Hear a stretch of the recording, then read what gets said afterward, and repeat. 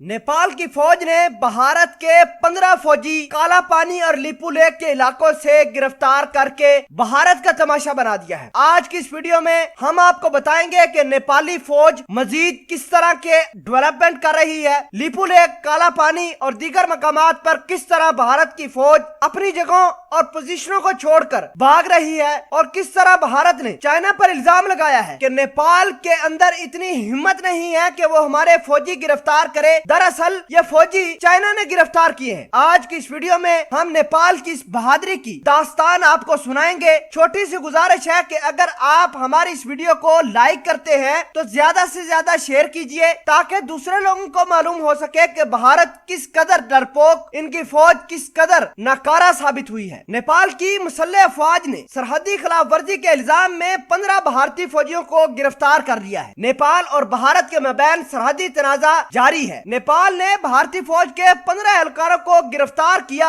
और साथ इतलात ये भी है कि सरहदी झड़पों में कुछ भारतीय फौजी जख्मी भी हुए हैं। नेपाली फौज ने भारतीय फौजियों को जब गिरफ्तार किया तो सरहद पर दीगर फौजी भारतीय फौजी भागने पर मजबूर हो गए। भारत इस वक्त चारों तरफ से गिर चुका है। एक तरफ चीन ने लद्दाख पर कब्जा करके भारत के अंदर इलाकों में घुस आया है। दूसरी जानब नेपाल ने भारत के फौजी गिरफ्तार कर लिए हैं। तीसरी जानब LOC की खिलाफ वर्जी पर पाक फौज ने भारत को एक हफ्ते में 2 क्वाड हेलीकॉप्टर मार गिराए हैं। नेपाल ने भारत को धमकी दी है कि अगर भारत ने कोई हरकत की तो हम पीछे नहीं हटेंगे बल्कि लड़ेंगे। नेपाल के नायब वजीर आजम और वजीर दिफा पोरखेल का कहना है कि नेपाल की आर्मी जरूरत पड़ने पर भारत से लड़ेगी। नेपाल की आर्मी भारत जैसी नहीं है। हमारी आर्मी में काबिलियत, दयानतदारी और सलाहियत सब कुछ मौजूद है। नेपाल ने भारतीय इलाके लिपू लेक, काला पानी, लंपियादुरा को अपने इलाके बताते हुए इसे सियासी नक्शे पर शामिल किया है और पार्लियामेंट के अंदर पेश कर दिया है, जिसके साथ ही नेपाल और भारत में सियासी और सफारती सतह पर तनाव बढ़ गया है। वाज़ेह रहे कि नेपाल के वजीर आजम ने नया नक्शा जारी करके काला पानी, लिपू लेक और दूरा को अपने इलाके बता दिए हैं। इसके अलावा एक बहुत बड़ी डेवलपमेंट नेपाल ने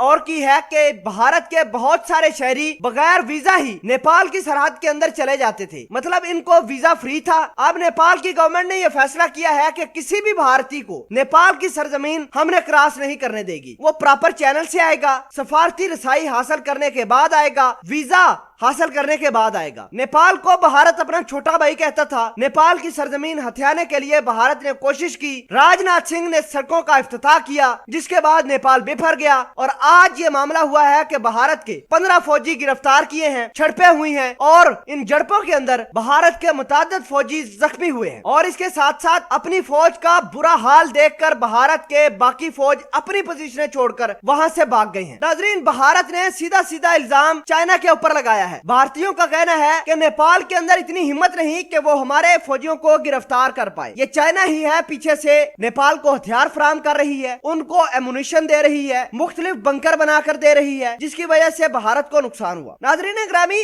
आप इस पूरी कहानी के बारे में क्या कहते हैं? नेपाल की फौज ने जो भारतीयों के साथ किया है, इसके बारे में अगर आप कुछ कहना चाहते हैं तो कमेंट सेक्शन में अपनी कीमती राय का जरूर इजहार ख्याल कीजिएगा। जज़ाकल्लाह।